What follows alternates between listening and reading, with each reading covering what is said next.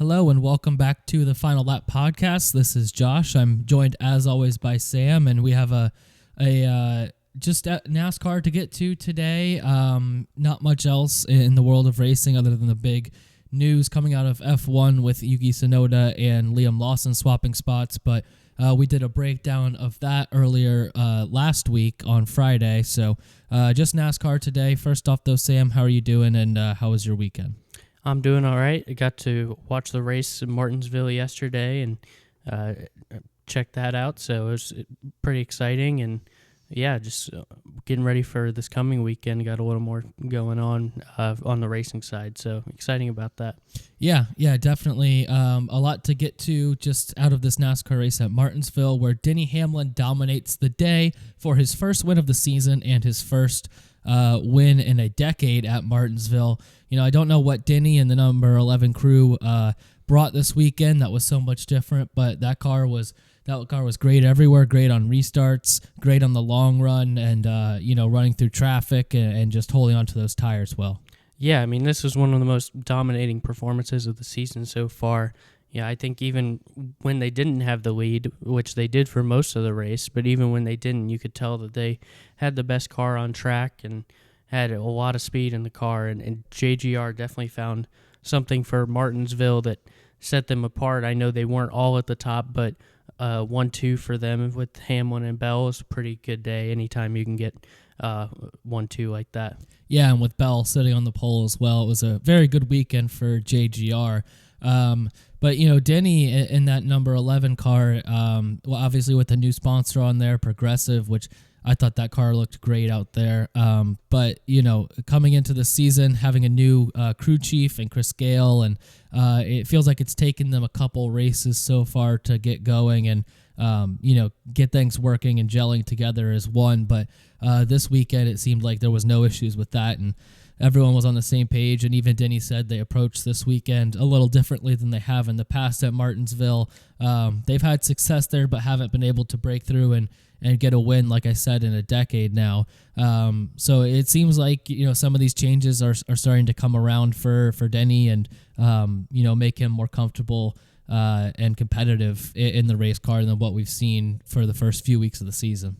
Yeah, I mean, even it wasn't a terrible start to the season for him by any means, but anytime you go a few weeks without seeing him in the winner's circle, it feels like he's due to come back with the career that he's had, still had a couple top fives, but we're waiting on this a little bit, and this is a track where he was certainly due, like you mentioned, not having won here in a decade, but still having such a good record here, winning 5 times and being competitive, so I think, yeah, it was just a matter of him being due and them coming out with a game plan and executing way better than anyone else, frankly, this weekend. Yeah, and we would save our, one big takeaway for the weekend for a little later, but mine is, just Denny and just the fact that I think I was a little bit concerned about him through the first few races of the year, not because he was driving terribly by any means or having horrible finishes, but it just seemed like things weren't clicking exactly right. And my big takeaway is, if Denny can drive like this and he can continue to grow with that new crew chief and that whole situation over there with the 11 team. I feel like there was a lot of turmoil heading into this year just with that new crew chief and a lot of his main sponsors leaving, but I feel like a lot of that has gotten sorted out by now, and I think he'll be able to just go out there and race like we saw this weekend. So if he can continue to drive like that, I think he may be a true championship contender this year, which, going into every season, Denny Hamlin's going to be. But I think through the first few races, I wasn't so sure that he had, that it factor so far this season. But like I said, if he drives like this, I think he's got it. And finishes of 24th, 6th, 21st, 2nd, 25th, 5th, and now 1st so far this season. It seemed like he just, couldn't get things going in the right direction every race. He had some good finishes, like a 6th, that 5th, and the 2nd. Really, the 2nd was the only race where I felt like he was kind of threatening to win so far this year, up until now at Martinsville. So I think things are, heading in the right direction for that team, and super excited to see what they can do through the rest of the season. If he continues to drive like this, like I said, I think he might be able to get that first championship. Yeah, I mean, my big takeaway is related, but not identical. Obviously, the 11 team was fantastic this weekend and deserves all the praise for their performance. But I think really, for me, it's more of a broader look at JGR and Toyota. They're in a weird spot right now because Hendrick and Chevy still have the top three guys in the standings, but JGR specifically, and they've won all of Toyota's races so far this year, but they've won the majority of the 7 races so far, 3 for Bell and 1 for Hamlin, and so it kind of looks like a bit of a 2-horse race team wise. That right now, obviously, I'm never going to count out teams like Penske, for example, that have had so much championship success the last few years. But right now, it seems like this is kind of a back and forth between Chevy and Toyota, and more specifically, Hendrick and JGR. We've seen 2311 has had some nice performances as well for Toyota, and they're sitting 7-8 in the standings right now, not bad at all. But for me, yeah, it's kind of a 2-horse race team wise, and then those. Well, not all of JGR. I'd say Bell and Hamlin, and then the full Hendrick stall have kind of been the dominant drivers of the year. So, yeah, just kind of Toyota having a really solid year so far. Like I said, 4 wins. Chevy is the next closest with 2. And, it really just kind of making this a 2-horse race. Hendrick a little more consistent, I guess, week to week, but Toyota being in the winner's circle more often. Yeah, well, speaking of that, Hendrick, they hold the first 3 positions, like you said, but they also hold 4 of the top 5 in the standings. Mm-hmm. You wouldn't really expect that just based on the fact that they, their guys only have 2 wins this year compared to JGR has 4 combined between their drivers. Obviously, Bell having 3 of those, and now Hamlin adding on. But yeah, it's, Hendrick, I feel like they've just been very consistent this year. They haven't had those, like crazy low finishes or high finishes, depending on how you look at it, like we've seen from Hamlin so far this year, like I said, where he'd finish, 20s one race and then in the top 10 and kind of go back and forth. I think Denny is going to get that figured out now and going to be up there a lot more than what we've seen through this first few races, just because, like I said, the new crew chief and getting everything kind of sorted out with that number 11 team. But yeah, I think it's kind of been so far a Toyota-Chevy battle, like you mentioned. We haven't really seen much from the Penske's so far, and that's kind of normal from what we've seen the last few years, just with them slowly kind of building up and turning things on later on in the season. But yeah, it's interesting to see all those Hendricks up there, along with the JGR cars, just because I feel like they have been the top 2 teams the last few years, and then Penske comes on later on and kind of swoops it up in the playoffs. So we'll see if something like that happens again this year. It's looking like it, but also I feel like it might be a little bit different, just with Byron Larson and Elliott all up there, all performing at a super high level, and then Bell having those 3 wins. He's had the best season, I think, of anyone so far, and he sits in 4th in the standings. So yeah, a lot to look forward to in that aspect of the Chevys versus Toyotas and the Hendricks versus JGR. Yeah, I mean, I will say in Penske's defense, they've had a lot of bad luck so far this year. Blaney especially has had a lot of bad luck, but Logano's had a couple incidents as well, and then even Cindric, who really hasn't had the best year points-wise, still had a couple races, especially at the start of the year, where he was one of the dominant cars, and at Daytona and Atlanta both looked like he had a chance to win and ended up, not even finishing in the top 5. But yeah, I think what's fascinating to me is when you look at the standings, is it's such a battle of consistency at the end of the day. All these guys, when you compare the top 5s, top 10s, etc., like Bowman only has 1 top 5 and no wins, and he's ahead of Hamlin, who has a win and 3 top 5s, and right behind Bell, who has 3 wins. So it's just so. Actually, I believe they're tied on points total. Bell and Bowman are. I just realized that, but I mean, at the end of the day, it's such a balance between when you're looking at regular season points, you've got to value the consistency. But at the end of the day, especially if you're a team that's not finishing in the top 10 every week, you got to win to get into the playoffs. So, it's really, for all the faults of the playoff system, I think it can make for a really interesting regular season as we see teams kind of value different things throughout the year. Some teams go real aggressive. Some teams, try and hunt those stage points. We saw that at stage 1 this week. A few teams stay out on tires, old tires, trying to keep track position and get some stage points. So, I can't wait to see how this all plays out. See if JGR can find a little more consistency. I think they'll be at the top at season's end, or Hendrick could just rack up top 5s, top 10s every week, and even if they win less races, could end up on top. Yeah, it is a very interesting juxtaposition in that I feel like when you look at the regular season standings, it factors and plays more consistency than anything else. Obviously, there's that other factor of you win and you're in, and that helps some of the smaller teams and the lower teams down the list. But to finish first and really high up in the standings, you have to be consistent really above all else. And then, or like right when you get to the playoffs, that flips and it becomes winning is really like the key, the most important thing.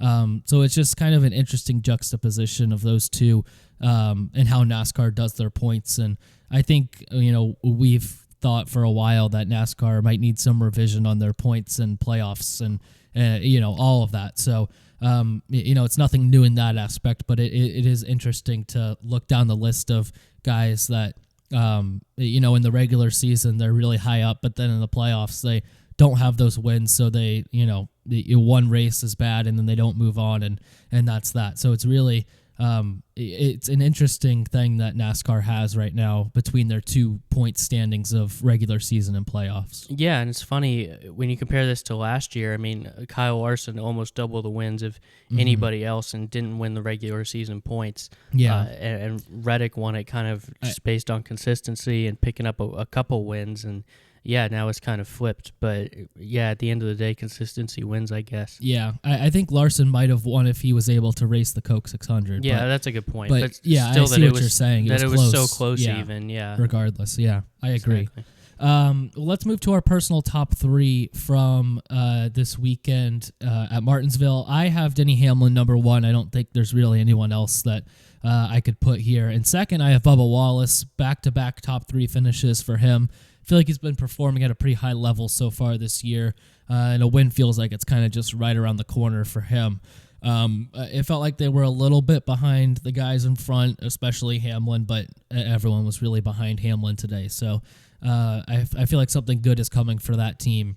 I feel like he's even kind of been a little bit better than Reddick so far this year, which is very interesting because Reddick has been the top of those two guys for the entire time they've really been together as teammates.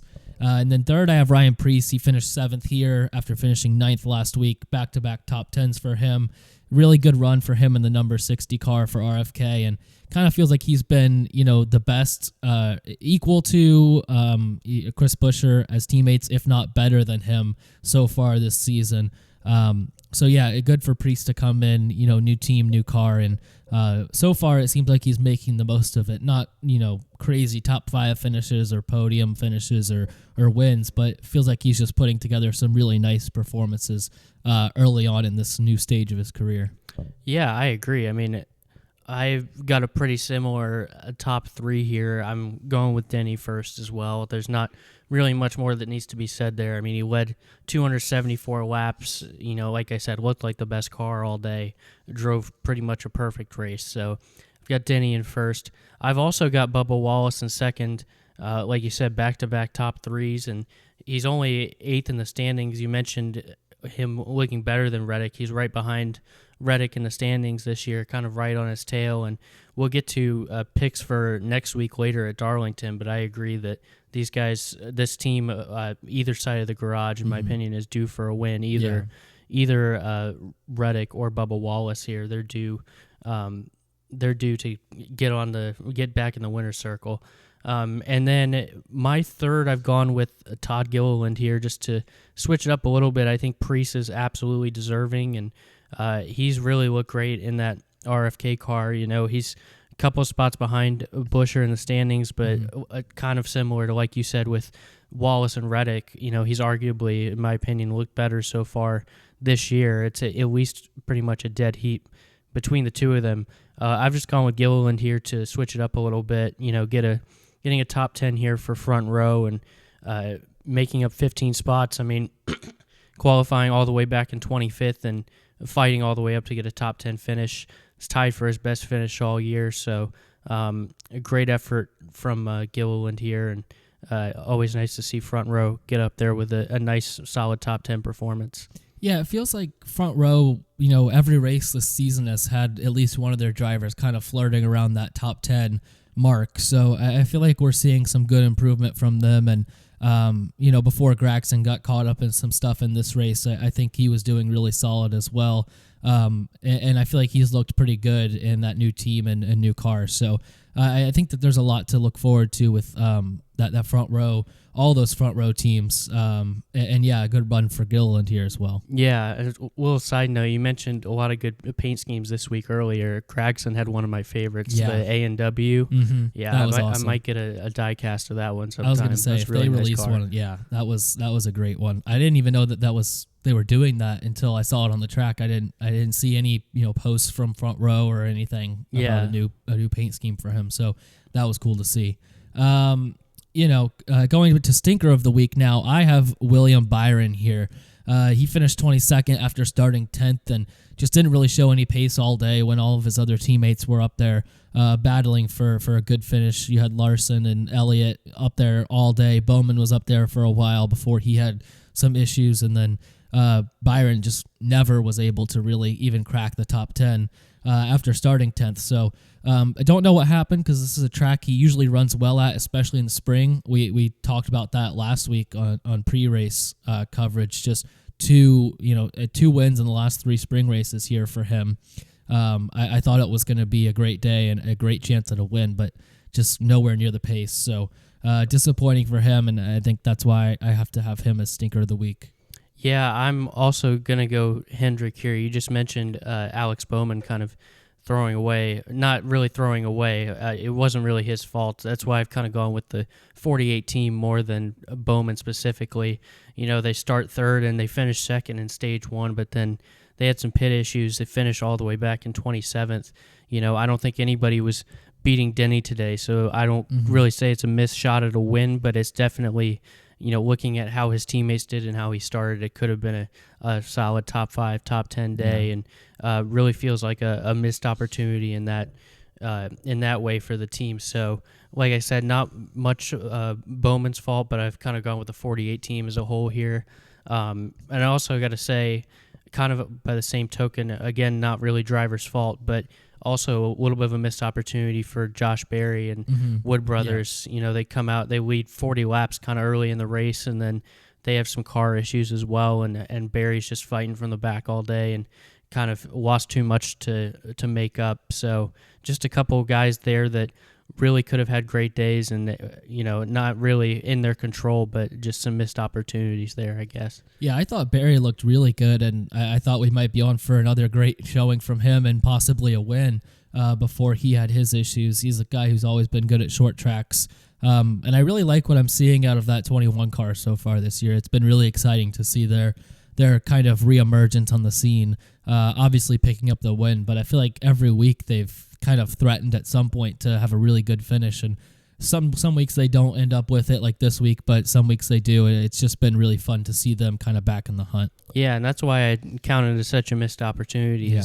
Like you mentioned, Barry's record on short tracks, kind of being a bit of a short track specialist, and also that car clearly had some pace. Again, not a car that I thought was going to win, but if you keep racking up these top 10 finishes for a team like Wood Brothers, that's always good to see. So that was just a missed opportunity there, losing some laps and finishing all the way back in 32nd. Really could have been a much better day for them.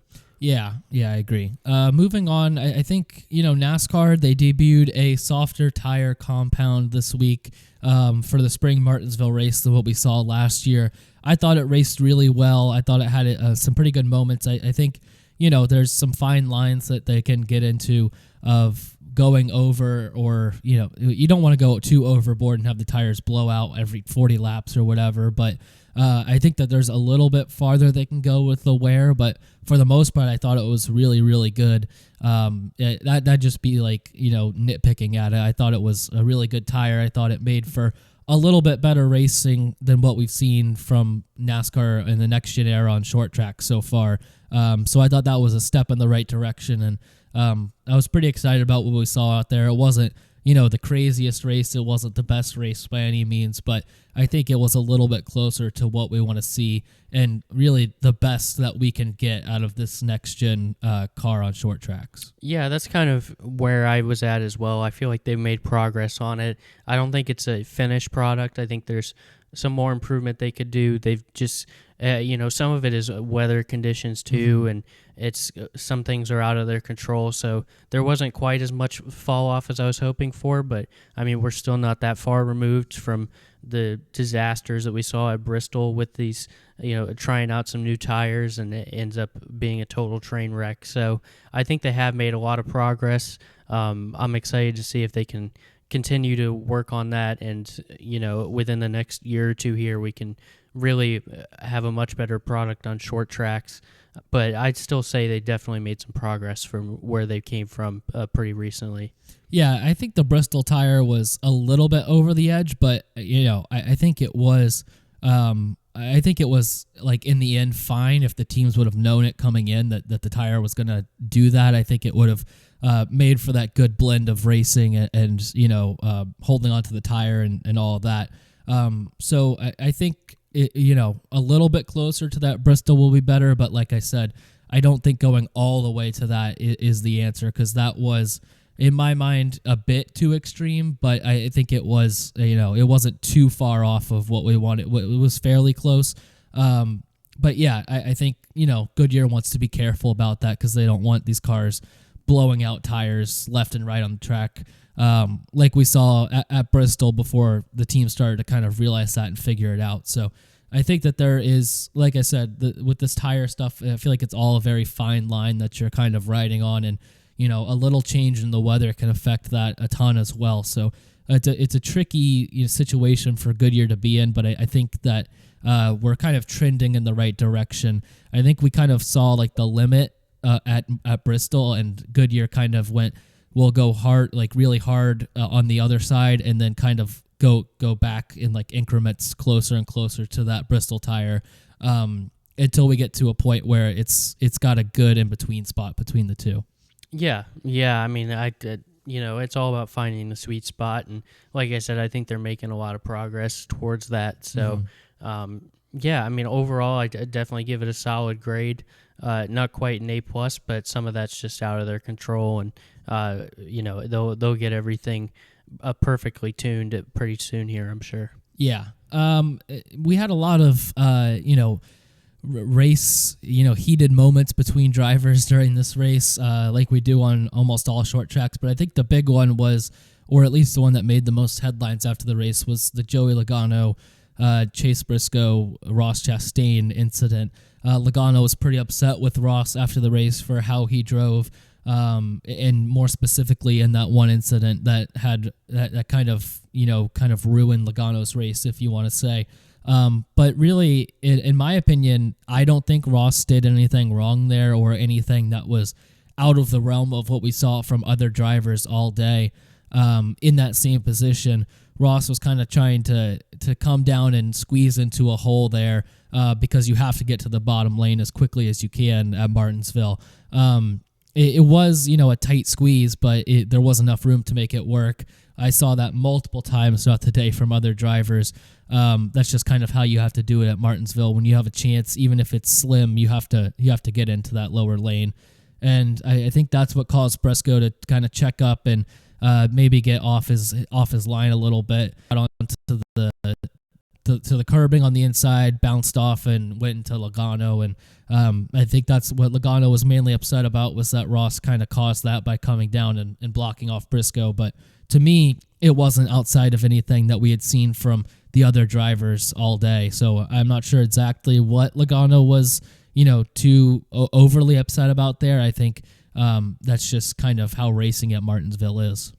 Yeah, I mean, I'm agreeing with you on this one. I think, we know Chastain can be a little bit of an aggressive driver, but I don't think he did anything out of bounds here. I think this is just hard, short track racing. And, if you're going to hold position at a track like Martinsville, you got to do pretty much everything in the book. And I don't think he did anything out of bounds here. Maybe a little aggressive, but certainly not anything worth penalizing or anything nearly that bad. Yeah, I agree. I just think it was one of those situations where it's just kind of short track racing, and you have to get into your spot when you can, and he saw an opening and he took it, and it wasn't like Briscoe had to like slam on the brakes or anything to get out of the way of it. I think it was, it was close, but at the end of the day, I think Briscoe had enough time to adjust to that. He did get up on the curb a little bit and lost it, and that's kind of what got Logano and ruined his day a little bit. But I don't think it was something that we didn't see from other guys the rest of the day throughout the field. I'm pretty sure I saw it was either Elliott or Larson on the other doing the exact same thing, and those guys are teammates coming down and trying to get to that lower lane, even when you have a small hole to get in. So I think that's just the way it is out there, and guys, I think they should know that at this point. And I know Logano was probably upset that his race was a little bit ruined by it, but at the same time, I don't think it's something that Chastain should feel bad for or feel like he's in the wrong for, because that's just, par for the course out there. Yeah, and I mean, at the end of the day, that's what we love about short track racing at its best. A track like Martinsville, or we go to Bristol, or a number of these other short tracks. These guys, the bump and run, getting a little aggressive, or also on the other side, like you said, in defense getting a little bit aggressive too. At the end of the day, that's just the way it is, and every now and then, unfortunately, there's going to be a casualty to that. A driver spins out, or it gets a front bumper torn up or whatever. But unfortunately, that's just the way it is. I mean, these guys are racing high speeds, even on a track like this, still high speeds and close corners, and that's just the way it is. So I don't think there was anything out of bounds here. Just aggressive racing, but in a way that we all love at a track like Martinsville. Yeah, speaking of aggressive racing and, maybe going over the edge, we saw a lot of that talk from the weekend came from the Xfinity race on Saturday, but there was points on Sunday where I felt like we were in that same territory, especially like early on in stage 3. It was, a lot of restarts and a lot of cautions, and that it ultimately ended up being a long green flag run to the finish. But early in stage 3, I felt like we saw a lot of that. And it kind of begs the question of, does NASCAR need more penalties for aggressive driving? Just because of what we saw in the Xfinity race and then at points in the Cup race going forward. I don't know if that's something that NASCAR needs to address, how they address it, if it's a penalty system, if it's guys sorted on the track. But I just wanted to kind of get your thoughts on this as well. Yeah, I mean, I caught what happened there with Sammy Smith at the end of the Xfinity race, and I think in that case, that should be a clear penalty. I mean, we talked about last year with Austin Dillon, of course, at Richmond and that incident, and I think this is as close to that same thing as you're going to get. He clearly goes in overly aggressive and, dumping a driver in an effort to win. I think that's clear as day as you're going to get in NASCAR for a penalty. But I think for just a normal aggressive blocking and moves around the inside, outside, whatnot, I don't think that should be penalized at a track like this. I mean, like we said, it's tough racing, physical racing, lots of bump and runs and whatnot, and that's never been an issue in NASCAR. That's something that fans love, as a matter of fact, these physical racing, and I think that should be a part of the game at a short track. But then there's obviously a line when you get to an incident like the Sammy Smith one, like the Austin Dillon one, even though that was at a different track.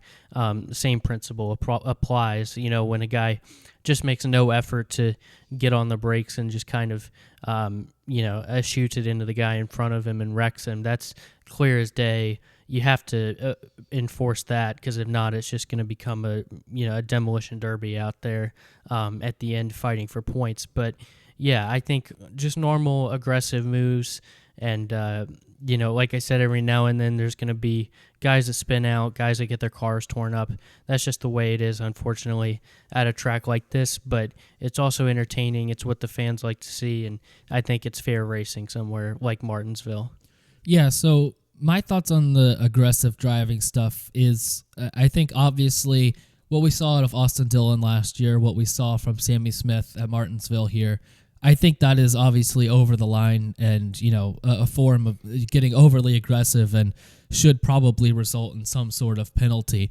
The thing that worries me is I worry about penalizing, overly aggressive racing in NASCAR, just for the fact that, especially on short tracks and stuff, the name of the game in NASCAR, and it's been this way for a long time, is that it's very physical. You can get away with the bump and runs, and you can do stuff like that, whereas you can't in other racing series. And I think that it's something that sets NASCAR apart and makes it different, and it's part of the culture of NASCAR. So I do worry that if they start enforcing penalties, they might go too far and penalize things that don't deserve it, and then we get into a situation where everyone's kind of afraid to race. And especially in this next-gen car, the only way you can really make a pass on short tracks is to kind of, push them out of the way and you go with the bump and run. So it's one of those things that I do worry about it going too far, but also for incidents like the Sammy Smith one, like the Austin Dillon one, there's this point where it does go too far, and you have to step back and say,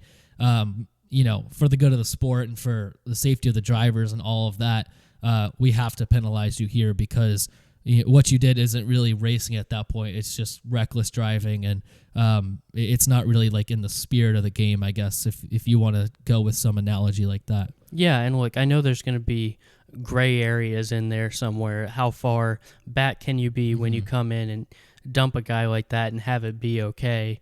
If you're on his rear bumper and that happens, nobody's going to say anything, and that's just kind of the way it is. But when you come from that far back, obviously it's an issue. So there's going to be a gray area in between. And I think, honestly, I agree with you that NASCAR, if they're going to lean one way or the other, that they should lean towards encouraging aggressive driving on a track like this, because at the end of the day, with the safety precautions they have in these cars now and everything, there shouldn't be any issues from a safety perspective. Maybe at somewhere like Daytona or Talladega, going 200 miles an hour, it's a little bit different. But at the end of the day, I think they should incentivize aggressive driving, and if there's a gray area and they have to lean one way or another, then leaning towards encouraging aggressive driving, I'm okay with that all day long. I think there's just a point where it becomes clear and obvious, like you said as well, with the Sammy Smith incident, with the Austin Dillon incident, that it just goes too far. Like you said, reckless driving, and at the end of the day, you can't encourage that, because there's really no racing series in the world that would encourage driving like that. And I know that NASCAR is different in a lot of ways, but that's just a step too far, even on a short track, to cause an incident like that. It's just, like you said, reckless driving. So like you mentioned, the gray area it's tough, because what if Gray, or if last year with the Dillon incident, if Logano, when they get bumped, if they do save it, if they don't spin,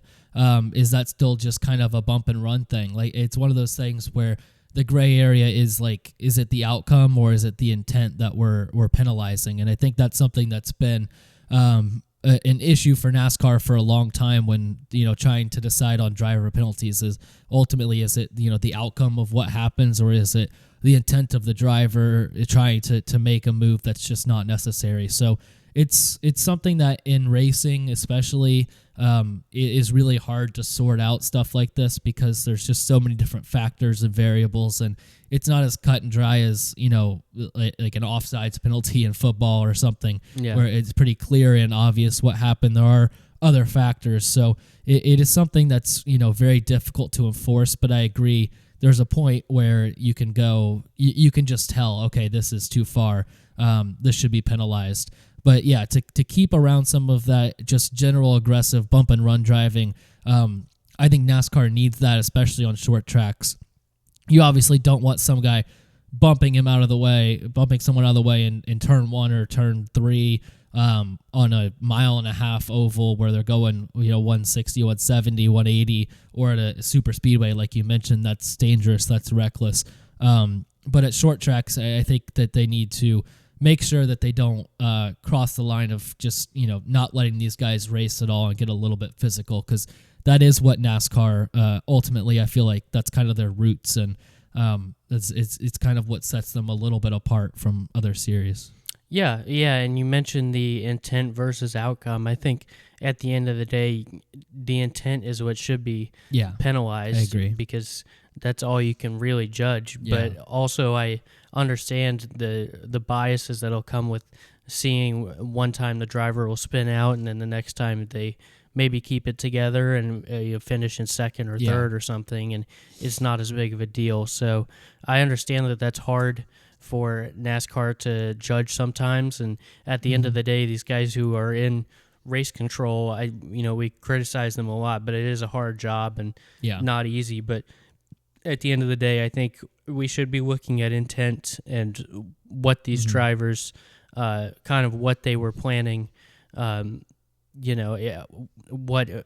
basically what the outcome should be, you think, or what we think the outcome will be instead of what it actually is. Yeah, I agree. I think it's way better to look at it as a situation where that driver was coming in way too fast than they would normally come into the corner, overly over the top of just a normal kind of a bump when they're right in front of you and you come in just a little bit faster but not too much faster. They don't use the brake at all. I think those are situations where it's like, okay, this is pretty obvious. This should be penalized. So I think that it's just kind of one of those common sense things where as long as they use common sense and they know that it's something that you could just tell when you see it that it's too far. I think when you look at situations like that, those should obviously get penalties. But if it's kind of on the edge of one way or the other, I would hope that NASCAR would lean more towards not penalizing a situation like that. Yep. Yeah, I'm with you. I think we should incentivize aggressive driving to a point because, like you said, that's what kind of makes NASCAR, and that's, I think, what a lot of fans feel like has been missing these last few years. All the personalities we used to have and the aggressiveness we'd see from those guys fighting week in, week out for a win. We still get some of it, and I still really enjoy the sport, but at the end of the day, that's what the fans want to see, and as long as it's not jeopardizing safety or, like you said, reckless driving that is really outside the lines, I think that we should incentivize aggressiveness and reward that really as fans and as a sport. Yeah, well, it's kind of one of those weird things where talking about just aggressive driving is a part of NASCAR. If you look back, some of these older drivers now say we never raced each other like this, and this is too far, and this has gone over the line. But then part of what, if you look back, the biggest name in NASCAR history is Dale Earnhardt, and he obviously he was known for racing in an aggressive manner. I mean, he never, I don't want to say he never went over the line because I'm sure he did, but he was known for having that aggressive mentality on the track, and that's a big reason why fans loved him and flocked to watching him, and really brought the sport out into another level of culture and all that. So I think that it's funny because the older drivers say NASCAR was never like this and we never raced like that, but then you look back at some of the guys from like the generation prior to that, and they were not all of them were very aggressive, but some of the big names and the big guys in the sport were known for not being pushed around and pushing each other around a little bit. I mean, it was kind of the name of the game back then. So, it's just kind of funny that those two things are not correlated, but they juxtapose each other in that sense of what NASCAR, what people want NASCAR to be. Yeah, and it just brings out the emotion in the fans. We see guys take it over the line or maybe do things in a way that the fans don't like, and it gets a loud reaction out of them. Guys like Denny Hamlin and Joey Logano, and we've seen that a number of times. And then we've also seen guys get aggressive, try new things that the fans love. We saw it wasn't really a move on a driver, but like the Ross Chastain wall ride, won him a lot of fans, and got NASCAR a lot of attention for trying something aggressive and new like that. And guys do that every week. Kind of fight the less popular drivers on track, and that can win them over some fans. So at the end of the day, this is an entertainment product, and as long as they're doing it safely, it's what the fans want to see. So I love the aggressiveness, and I think it should be here to stay. Yeah. Let's move to our last thing here from Martinsville, and this is kind of just a quick one, but Penske had some really weird issues with their batteries this week where multiple cars had issues. You had not technically a Penske car, but the Wood Brothers 21, who has a very tight alliance with Penske, and they work very closely together, had some issues, like you said earlier on in the podcast, about and that those issues were his battery was having issues. The crew chief for the 21 said that it was an alternator issue, but on the broadcast as well, when they were talking about the Penske batteries, they said they seemed to be kind of proprietary and different than some of the other teams. So it was just kind of a interesting situation where one team specifically had issues all day that none of the other teams were facing with Penske and kind of whatever they were doing with their batteries, whether it was a different type of battery or an alternator issue or whatnot. Yeah, I mean, I'm not a logistics expert, but it seems like a major miss by Penske to be running out of batteries. I mean, obviously they're won the last few championships, one of NASCAR's most prestigious teams. I mean, this is just, really seems like a basic error.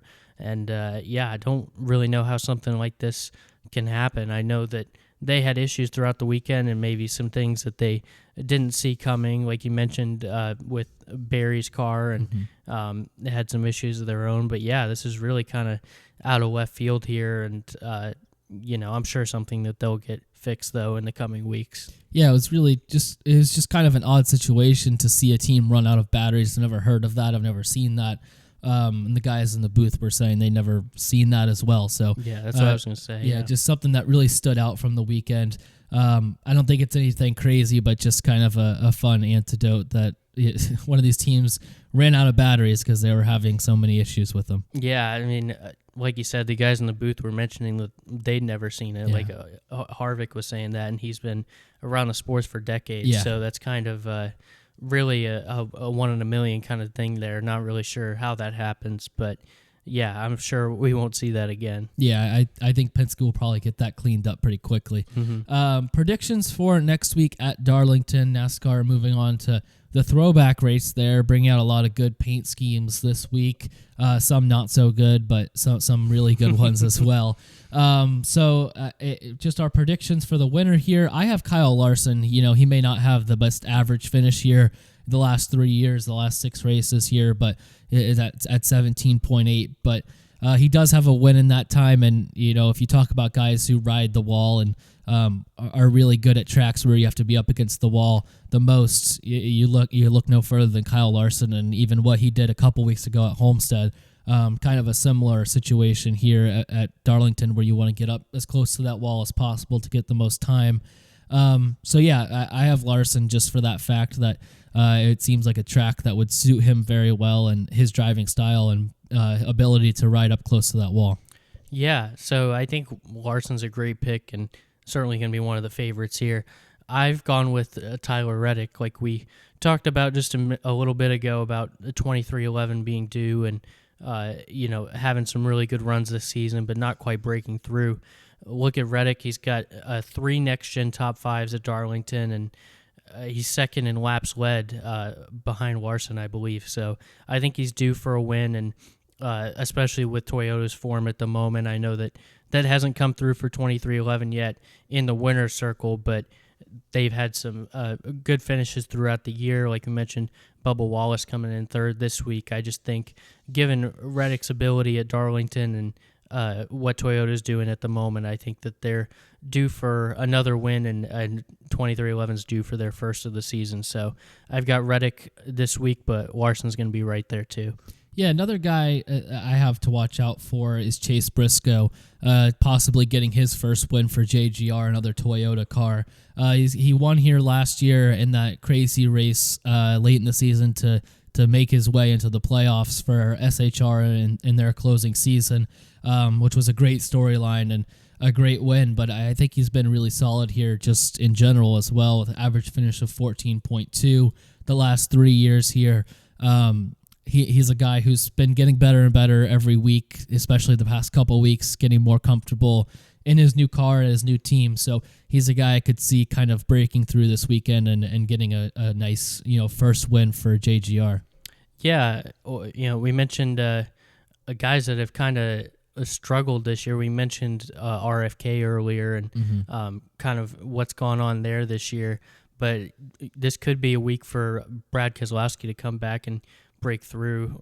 Good average finish here, the fourth best in the next gen era, and 4 top 10s. I think that I'm not going to pick him to win. I think that would be a big leap from where he's been so far this year. But I think he'll be much better this week, and it'd be nice just to see him back in contention, really, and fighting for a top 5, top 10. So I'm going to keep an eye on him, and we'll see. This might be, who knows, he could come back and break through. He's won here before, and certainly a guy who knows his way around the place pretty well as a veteran of the series. So just going to be another guy I'm keeping an eye on. Yeah, and two top 5s, 4 top 10s in the last 3 races here for him.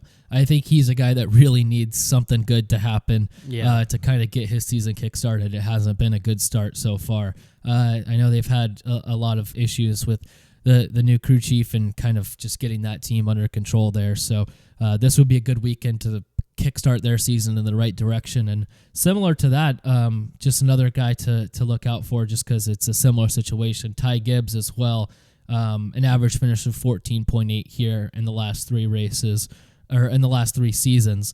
Another guy that really needs to kickstart his season in the right direction. He had a solid finish last week at Bristol, I believe, finishing 13th, or at Martinsville rather. But yeah, another guy that needs a really good finish, and this track might suit him well enough to get that. So Brad Kay and Ty Gibbs are 2 guys to really watch out for here, for guys that need to kickstart their season in the right direction. Yeah, Ty really had quite a wild day for someone who started 13th and finished 13th. It's kind of a heck of a way to get back to where you started. But yeah, I mean, still a pretty solid drive given that he was involved in some incidents in that and at Martinsville. And yeah, I think he's due for at least a top 10, kind of a bit of a return to form for him, because that team's been so good this year and he's just been lagging so far behind. But we know that he's a capable driver, even if he's not on the level of a Bell or a Hamlin. I mean, he made the playoffs last year, and I think he'll return to form here pretty soon. Yeah, I'm right there with you. Well, we also have F1 next weekend, so we'll make some predictions for the Japanese Grand Prix as well.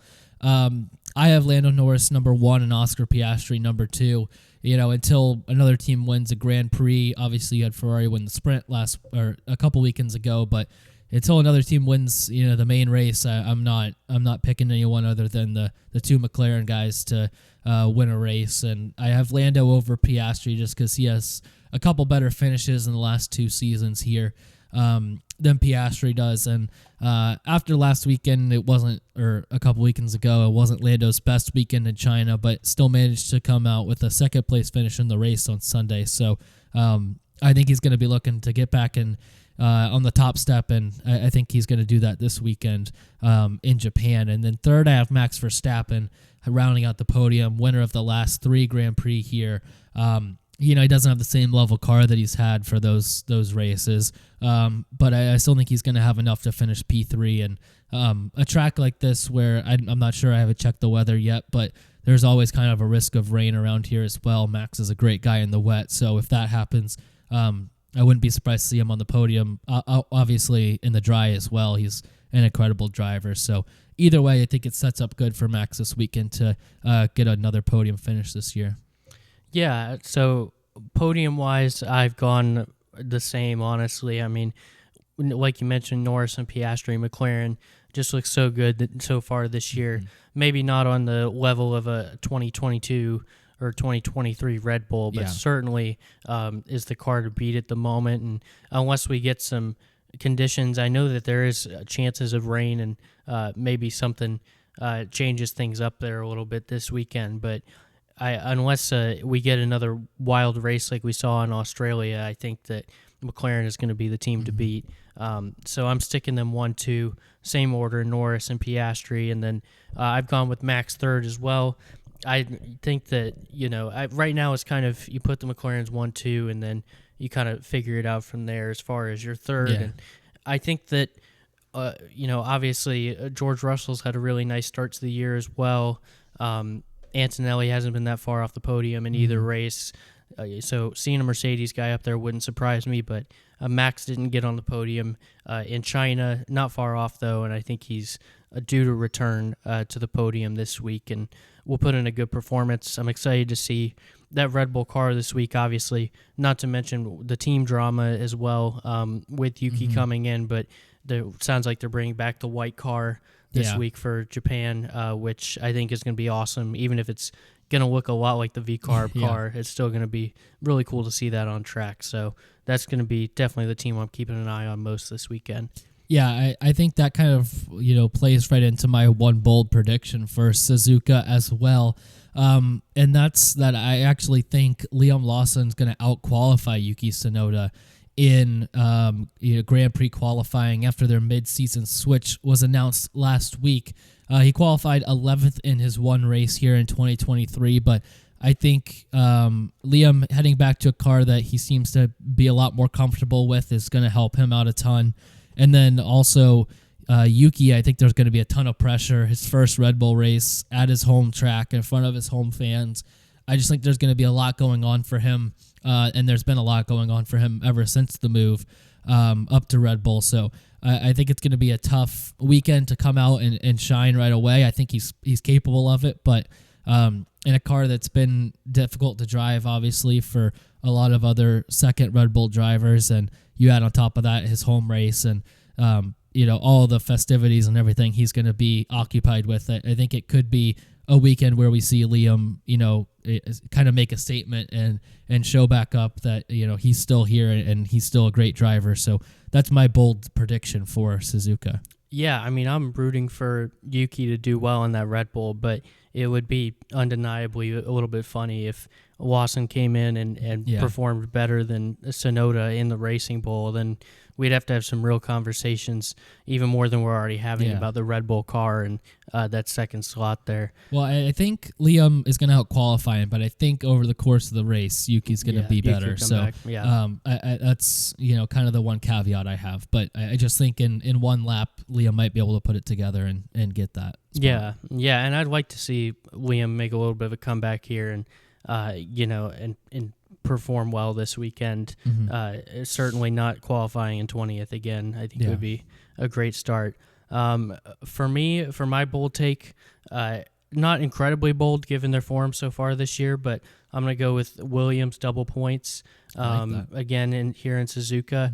Technically, they did this in the last race in China, but on track it was not double points. It came after those penalties, and then it looked like they had a good shot to do it in Australia, of course, but then the Sainz spin cost them double points. I think this time they're going to get the job done on track. Obviously he was in a Ferrari last year, but Sainz finished on the podium here last year in Japan. So we know he can do well on this track and make a little bit of a comeback drive after kind of a rough first couple races here in the Williams. And then Albon, just from a form perspective, has been on fire this year, and I think he's going to put it back in the points. So I'm going to go with Williams double points, a finish on track this time, no penalties or anything like that. I like that. Yeah. Albon has been great so far this year. I think I saw he has as much points this year as he had all of last year so far through two races. and Williams does as well, I believe. So it's been a great start for them. I really hope it continues. I've been loving, Williams kind of being back up there and fighting for some solid points finishes. And I think this is a weekend as well where Carlos is going to, I feel like things were kind of moving fast for him the first 2 weeks, just coming into the new team and having that spin in Australia, and then, going 1 week later to another difficult circuit in China. Obviously, like you said, he managed to get points, but not, when they crossed the finish line. So I think this will be a good weekend for him to settle back in, a track that he's obviously very good at and knows pretty well as well. So I think all the signs are pointing towards a good weekend for Williams, like you said. Yeah, and I mean, really, I think it's tough to give this to anyone other than one of the McLarens, maybe Lando, given their form so far this year. But I feel like you can make an argument that Albon's been one of the best drivers of the season so far, with a 5th and a 7th. Even if that Williams is a lot faster than it used to be, is still really solid from him. And I agree with you that Sainz is eventually going to find the form, even if it's not this weekend. Like, I think, it'll come in the next few races. He's too good to be kept down for that long, and it's clear that the car has pace, so he'll figure it out. And I'm excited to watch these guys this weekend and really the rest of the year. I think they're going to be a fun team to keep an eye on. Yeah, I'm really excited for this weekend, and we have, we'll be back next week to recap this weekend coming up with the Japanese Grand Prix and NASCAR at Darlington as well. So I think that's everything we have for you guys today, though. But like I said, we'll be back next week to recap all that, and should be a really exciting weekend of racing. Yeah, I'm looking forward to it. We'll see you next week. Yep. Thank you guys for listening.